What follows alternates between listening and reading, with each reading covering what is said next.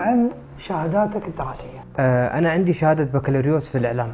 كذاب، هذا الشكل مال هو شهادة تقدير ما في أرباب. زين، وين تشوف نفسك بعد 5 سنوات؟ أحس إن هذا داخل البيت هو يشوف اكسبلور انستغرام هذا الشكل. يا جمشيد خلينا نشوف الموظف الجديد. خلاص. وأيضا أنا لدي الخبرات الكبيرة والعميقة في مجال الإعلان. وكلم لغة عربية فصحى عشان أنت صدق. فصحى. أنت مدير أي شيء كلام أنت صح أرباب. زين أخوي عمر، تتحمل ضغوط العمل؟ أكيد يعني الإنسان لازم إنه شو سويت أنت جمشيد؟ أرباب خلي هذا أول اختبار تحت ضغط. شو تباني أنا اللي أنظف يعني؟ لا مدير نظف، مين نظف؟ إذا أنا مريض مين نظف؟ مدير لا أنت. لا صح. استغفر الله. لا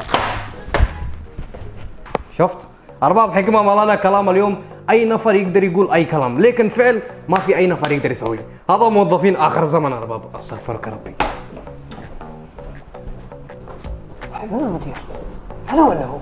بس بعد هو صح.